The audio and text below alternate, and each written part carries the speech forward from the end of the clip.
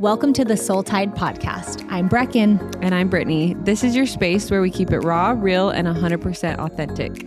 Let's get Soul Tide, sis.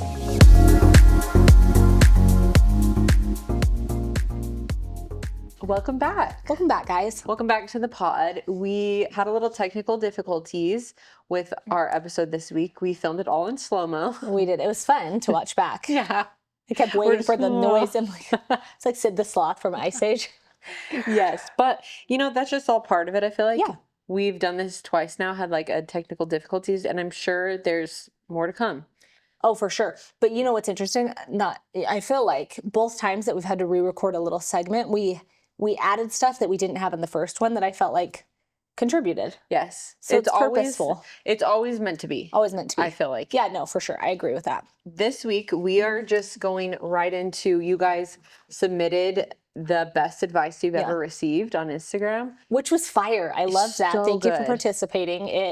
It's fun to see everybody's little nuggets that take them through life, And it's like, I feel like this time we looked at our Instagram and we were like, oh, everyone submitted. Oh, it was so good because like last time, not so much. Literally last time, it ebbs and flows, but it's so great when you guys participate and it helps us so much. And it's like, we're just building this fun community. Yeah. And it's fun to hear from you guys. Growing together. It's really cool to see like then and now, even in just the span of a couple of months. Yeah. It's amazing. Yeah. So we asked you guys the best advice you've ever received. And there were so many good ones. So we're just going to talk about some that stuck out and go from there, I guess. Yeah. Just dive right in. Let's dive in. One of the submissions was rejection is protection. And I wholeheartedly agree with that because a lot of the times in my life when I had this image in my head of how something is supposed to work out with a person or a thing or a project or whatever, and it doesn't work out, or I'm rejected or something happens that was unexpected, the result is always way greater than I could ever imagine. Yeah. I feel like almost every time. Yes. And I was listening to, have you read the book, Breaking the Habit of Being Yourself? No, but you've told me probably 3 times, and I feel like that means I need to read it. Yes, you do. Or and listen. So do you guys. It's on Spotify. Just listen. You're like, you're not a reader. Just listen to it. I'm listening to it right now, too. You are? Yes. Okay. I'm not reading it this time. Okay. But so it's Joe Dispenza, and he talks about like quantum physics, and there's like Newtonian law, which is like how you would expect something to happen. And then there's like the quantum reality of like something you couldn't even imagine. Yeah. It's better than you ever pictured, and it's way expansive. And he says that like if you are trying to manifest something or if you're trying to call something into your life, if you can imagine how it happens, it won't happen. You have to surrender to the unknown. And that's how it's going to happen, unknown. Yeah. Because if you can predict the outcome, it's already an outcome that you've received. Yeah. And it's not like on a higher timeline. Yeah. So just surrender to the unknown. Rejection is protection. The unknown is greater than what you could have predicted in the first place. I don't know if that makes sense. Oh, it does. Okay. Perfectly. Well, I feel like our life is mapped out, essentially, for the most part. So resisting that or making it fit into a box or look a certain way, I think that we're setting ourselves up to be let down. Yeah. It's the whole like having expectations. I think that what we create in our mind, a mind alone, is not always how it pans out.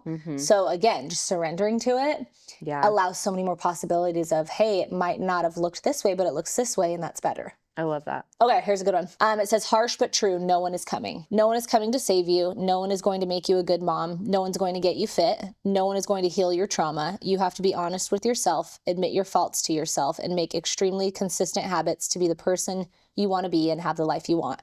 No one can or will do that for you. You can look at all that as daunting or very empowering, but you have the power to save yourself. I feel like it's enough said. That one's like mic drop.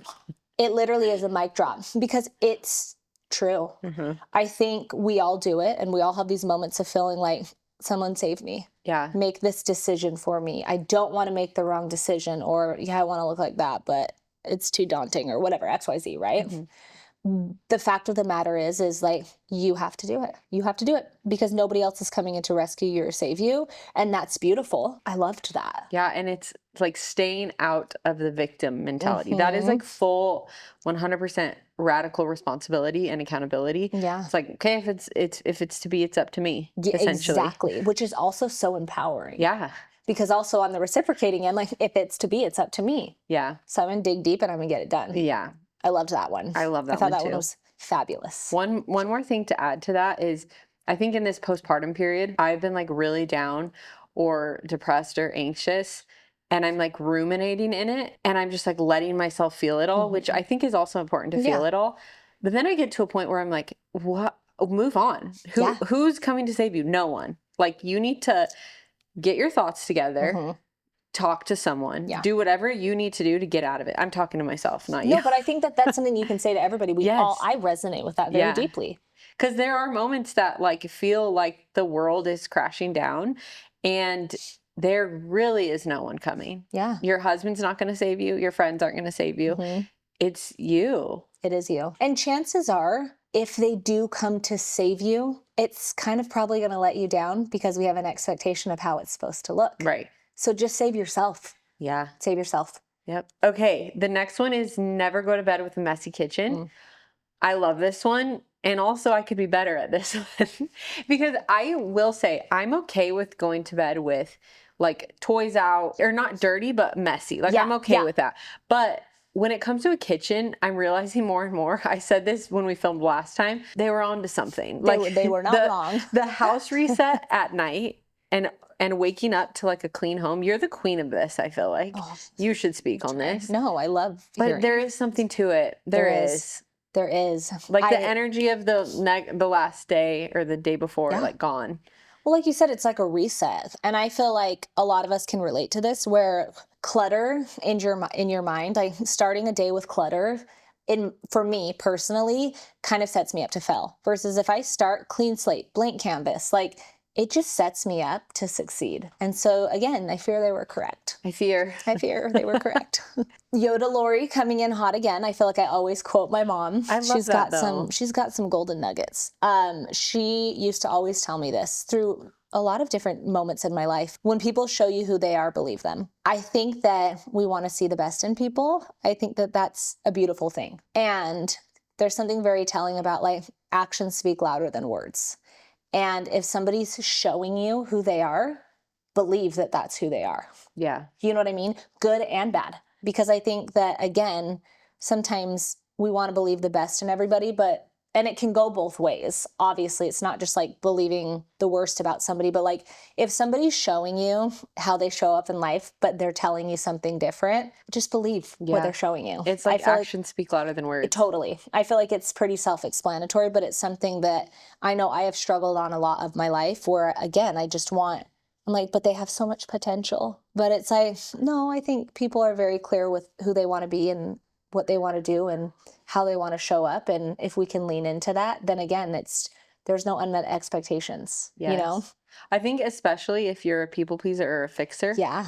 Like you will find like, I'm not saying like a damaged person, but you'll find someone that needs fixing in your mind and you'll see the best. And you justify all of the speed bumps or the red flags along the way. Or, you know, you let your trauma of not letting somebody show up in the best way possible and believing that because, you know, the reciprocating end. I don't know. I just think that it's a very forthright. What's the word I'm trying to say? It's a very simple statement. It's very powerful and it's very true. I read this one that I really liked and it says, you teach your kids more by how you live than what you say. And it's so true. It's so true.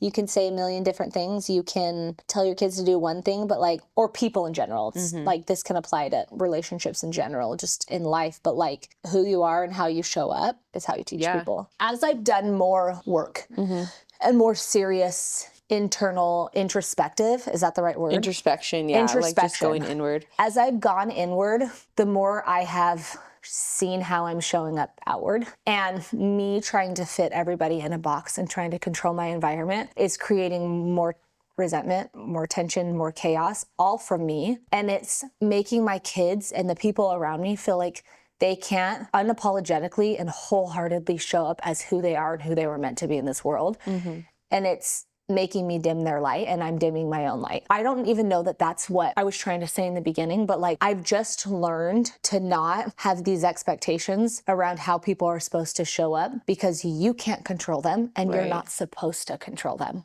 Totally. And the more you can let go and let them, you give them an opportunity to show up beautifully and how they're meant to show up. And I feel like when I have pushed aside the noise and when I have let go of the control, it actually in turn is blessing me more than I think it's blessing them. I don't know. I love I don't that. think that's how I meant to say it when the camera shut off. I think I had other thoughts in my head, but basically I've just really learned like the need to control everything for me started at such a young age, losing my dad and feeling like I was so out of control that I had to fit everything in a box. I had to fit everyone in a box.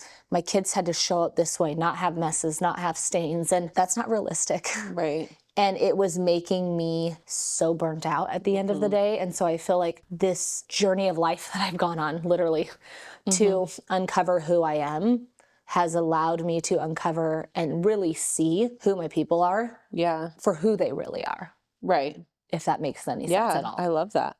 Because we can't control anyone. We can't. And that's some sound advice too, is stop trying to control, stop trying to force, stop trying to make things fit that don't fit. That's okay. Right. You know what I mean? It just, And don't take it personal. I feel like don't take it personal. sometimes, especially in the past, not so much anymore, but like if something didn't work out quite right, or if I didn't vibe with a certain person, I'm like, well, why? Yeah.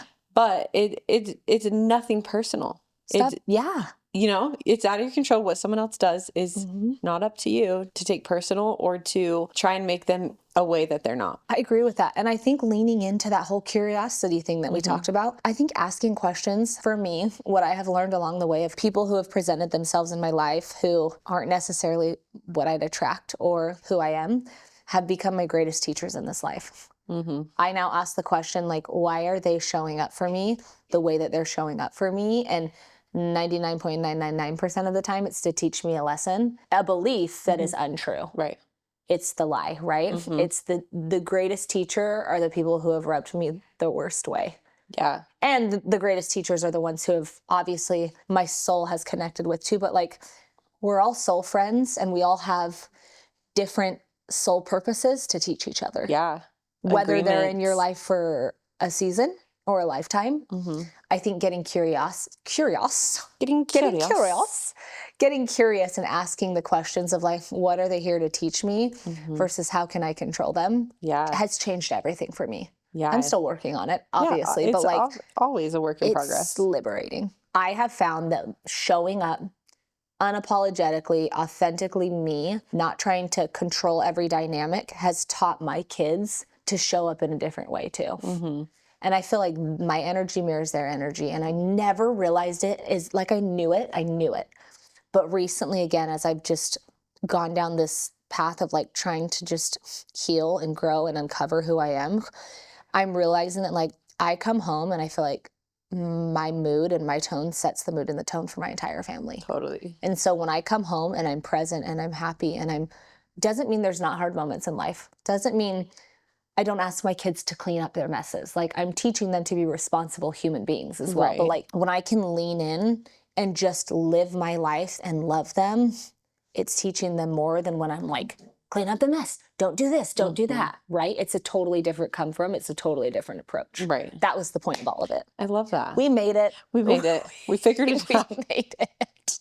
Throwing it way back to what you were saying about like letting people be who they are. I follow this Instagram account. It's like shadow work. Ooh. And because we all have a shadow, like this dark part of us. It's not dark, but like seemingly dark part of us that like we don't like to explore because it's shameful or painful or embarrassing or anything like that. Yeah. And it has these prompts and their slideshows, and you can like ask yourself these questions. And one of my favorite questions that it asks is like, if you don't like someone or if they bother you or if they're triggering you, what part of yourself are you seeing in them? And it's like, oh yeah.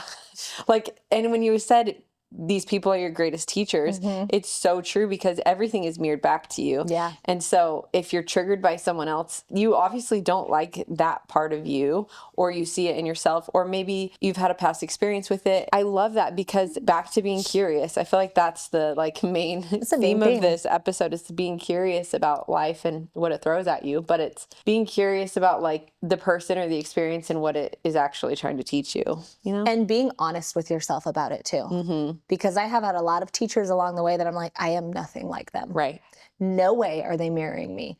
And when I can get real and authentic and honest and put aside my ego and put aside my pride, I recognize the wounded parts of me, maybe not unhealed parts of me that I see in them. Yeah. It's showing up different in them, but it's the same when I dig through it all and find the root cause. Right. So I love that. Yeah. I think sitting in your shadows are also where we find some of our greatest breakthroughs. Yes, that's where you grow the most, honestly. Yeah. I truly believe that. Yeah. Yep. I love that. Okay.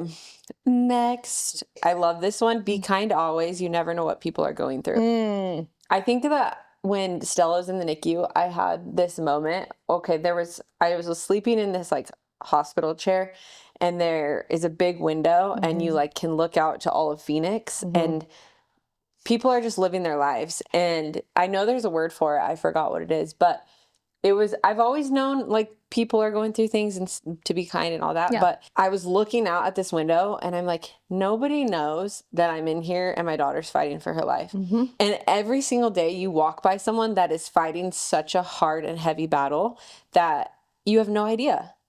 And you're not special, and not in a bad way, but like everyone experiences things every single day, and everyone is going through something. And it was such a great reminder for me, and kind of a slap in the face that's like, I don't think that I'm an unkind person, but there are many times I've had a ping to like say I like someone's shirt, or like talk to someone, or even just smile at someone, and I don't. Yeah. And that could have changed their day or whatever. Yeah. You just never know. You never know what someone's experiencing. They could have had a loved one pass away. They could have had a hard conversation with someone, and you'll never know. So just always be kind. I love that, and I full send that. Yeah. I remember, I think I talked about it a little bit in our grief episode. Yes. To the same extent. Yes, you did. When Bobby passed away, I remember walking around in a grocery store consumed with grief and anguish and sadness, and sitting there looking at everybody being like, you have no idea. You have no idea the battles that I'm fighting. And in turn, to your point, it twisted the story or the narrative for me to ask, wait, but I don't know what you're going through. Right. And I think that it really is a way to live your life, to just assume that everybody's got a really freaking hard battle that they're fighting, and to not take it personal. And it's not about you, because we're all doing the best that we can with the tools that we have. Right. And if we can lead with some empathy and some curiosity, there's that curiosity again, and ask yourself the question of like, what could they be going through? Right. It changes everything. Yeah. Even if you're in traffic, this is like the most basic example ever, and someone cuts you off, maybe they have somewhere to go. Maybe, maybe they're rushing to primary children's to go see their kid who's on life support. Exactly. I mean, that's a drastic jump, but that's a very accurate thing, and that's a very real thing. Yeah. Instead of just being like, oh, like they're just a punk jerk, and cutting me off, and they don't care about people. Like, do you know what I mean? I think as human beings, sometimes our go-to is to jump to worst case scenario, and we have to train our brains to jump to best case scenario. Not best case, that's not a best case scenario, but to an empathetic, curious state. Yes. Where we're actually in gratitude of our own lives and empathetic for other people and their lives and what they're going through. Yeah. You guys were awesome submitting. Thank you so much. It really helps our episodes so much. And it just like makes us so happy that we're building this community. It does. Because when you guys share, and it's just so fun. I love when you guys share. Okay. Nobody cares. Stop worrying about what everyone else thinks. Facts. I love that. Yeah. Nobody literally cares. Most of the time, no one's thinking about you. No, and in the harshest, most accurate. Yes. That's the harshest, most accurate thing. Not harsh. No. We're attaching emotion to that. That is accurate. Yeah. Nobody cares. Right. We are so immersed in our world and just trying to take care of us and our families and all the things. Like, chances are you're thinking into it way more than anybody else is. Right. And everyone experiences reality differently. How you experience something is not how someone else sees something. Everyone has their own lens because everyone has different experiences and upbringings and all the things. So nobody cares. And it's like creativity, like creating content. I'm doing this because this is like what we're doing. Yeah. Truly, like, yes, you have supporters, but no one's really thinking about it like you are thinking about it. No, yeah. It's Even true. with anything in life, how you dressed, what you say to the person. I sometimes leave a conversation and I'm like, I word vomited. I like shared too much, or I didn't say this right, or whatever. No one cares. No one is thinking about it. How many times have we had a conversation where one of us has apologized and Yes. you're like, I didn't even know you said Yeah, I that. didn't even, Or yeah, I didn't even think twice about it. right. That's the standard. That's generally how everybody thinks. No one cares. No one cares. They don't. And that's also kind of really empowering because they don't care. Like, be you, boo. Be you, you know? Be you, boo boo. Be you, boo. Oh, I like this one. Never make any decisions while angry. Yes. I like that. I think we've kind of touched on this too. I can speak for myself. When I react out of anger, I regret it every single time. Or it's a learning lesson. I don't know that you can choose to have regrets because you can learn from them.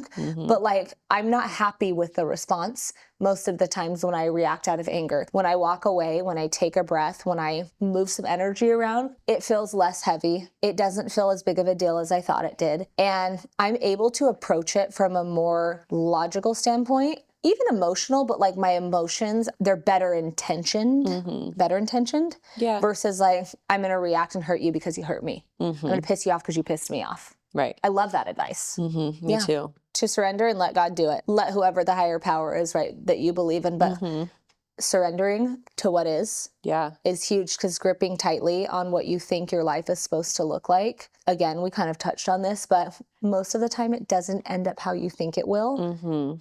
In my experience, most of the time, it's always better. You have your hard moments. Right. Of course, you have your curveballs, you have your pivots in this life. But anyways, I think just surrendering in general allows what is meant for you to show up for you. Yeah, I love that. Yeah. It's true. Yeah. Simple. I love that. Just to the point. Let go. What do they say? Let go and let go God. and let God. Yeah. Your path is mapped out, for the most part. Trust that. Feels, yeah. Trust that. One that is always in my head is guilt is a wasted emotion. Ooh. I feel like there is a lot of truth to that because, I mean, we have a whole episode on guilt and like mom guilt and all the things. It's such an interesting emotion because as moms, we're going to feel it. Sure. It's a given. And I think having the tools to work through it, something that's actually been helping me a lot because I feel like I chronically feel guilty in motherhood. I just do. It's actually like, especially postpartum. Absolutely. But one thing that's been helping me, instead of focusing on everything that I didn't do that day, I'm heavily trying to focus on everything I did do. Like maybe I didn't get a load of laundry done, but I organized a craft for my kids. Maybe I didn't do whatever, but I did something else. And always like trying to replace that thought of guilt with, actually, I did get a lot done today, or I did make progress in some area. It's just focusing on that guilt is only going to make the guilt grow more. Oh, absolutely. So that's what I've been trying to do lately. I love that. Well, I feel like life is an unchecked to-do list. You will always go to bed wishing you had done more. Right. Naturally, I think that's what we revert to. And we will always go to bed having a million things that we could have done. Especially as mothers with young children. It is just a given. It's physically impossible to fit every single thing in a day without being burnt out or neglecting a part of you or your children or something. So it's a give and a take. Yeah. And so leaning into finding what works for you and finding the gratitude in that, I think keeps you in a space of love and light and positive versus a takeaway and a negative and pessimistic and victim. It's literally a thought. Like you said, it's what you said in the very beginning, like our thoughts determine our reality. Yeah. Shifting that like paradigm of like, oh, I didn't get enough done to like, look at all the things I did get done. That is a shift in a thought that changes the trajectory of your day. Totally. So that's very sound advice. Jeez. I love that. It wasn't mine. But it started with yours. But I like bringing it home.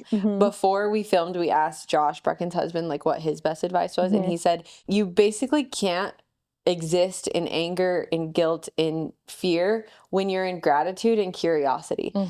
And that is so true because when you're curious about, and this has really been the theme of the episode, when you're curious about what else could be true in a situation, and when you're in gratitude for your experiences and things that have happened, you really are not going to feel those more lower vibration emotions or as frequently. I don't think they can physically coexist scientifically. I think that that's been proven too. Right. Like, yeah, it has. They cannot coexist. Right. They can't. It's a habitual thing. I think even me, you get into this habit of being in fear, guilt, or shame, or anything, and then that becomes your reality. But if you can shift and be curious and be in gratitude and make that a habit, your life will completely transform. Completely transform. And isn't it so beautiful that we actually have the choice to do that? Yeah. We literally have the same choice every day to wake up and be like, oh my gosh, or go to bed and be like, I didn't get enough done, or like, I did this, this, and this. Like, we have the same options every day to choose a space of like negativity and angst and all of the like lower vibration emotions, feelings, all of that. We have the same choice to pivot that and have these beautiful, profound, high vibration thoughts, experiences. And it might not feel natural at first. You're going to be met with a lot of resistance. Like, I have found too, I try and complicate it. I'm like, I need to have a journal and write everything down and spend 10 minutes a day meditating on what I'm grateful for. It's exhausting. In reality, I have a note on my notes app in my phone. And when I think of something I'm grateful for, I write it in that same exact note. And then I have a list compiled. And that's just what I do because we're moms and we're busy. I love that. Because it does not have to be complicated. You don't have to have a journal and do it at a certain time of day. It could be when you freaking think about it, because that's just where we're at. But that's the reality of all of this, is like, we try to make it too complicated. And sometimes, most times, when we make it too complicated, I have found in my own personal experience that I just don't do it. Exactly. If it's like as simple as like, I'm going to pick up my phone and write it down. We're on our phones anyway. You did the thing. You did it. And then tomorrow, you're not going to have to think about it as hard. And a week down the road, it's so habitual that you're operating in a space of so much more here and way less here. Yeah. And I think too, when you make it simple at first, you're creating more space in your life for it to be a more like sit down thing, maybe someday. Yeah. And also when your kids are older. In that season of life. Yep. In that season of life. You got to meet yourself where you are. Like, hold yourself to a standard that you would like to achieve, but also you have to give yourself grace and meet yourself where you are at the time. Be patient with yourself. I feel like, to kind of touch on that, when I'm in a space of beat up mode or setting these unrealistic expectations, I've had many people in my life ask, like, would you expect that of your daughter? Would you expect that of your son? Would you talk to them the way that you're talking to yourself? And that changes everything too. Like, be patient with yourself. Give yourself the grace and the patience and the love that you so freely give to everybody else, especially these little people that you're raising. Yeah, I love that. I feel like that's a good place to end. Yeah. That was beautiful. That was awesome. I think the end of the day, like, there's a lot of beauty in this world. There's a lot of really amazing advice, and we have so many teachers around us to help guide us and walk us through this thing called life. Take advantage of it. Learn from it. Be curious about it. Yes, learn from everybody. Everybody's a teacher if you let them everybody's a teacher. Yep. That's great advice too. Anyways, we love you guys. Thanks for tuning in. Love you guys. Love you guys. Bye. Bye. And that's a wrap on today's episode. We hope that you felt seen, heard, and maybe even a little empowered. If you loved today's combo, don't forget to subscribe, leave a review, and share it with your girls. Let's keep this Soul Tide community growing. Until next time, stay true, stay bold, and most importantly, stay you. Love you, mean it. Bye.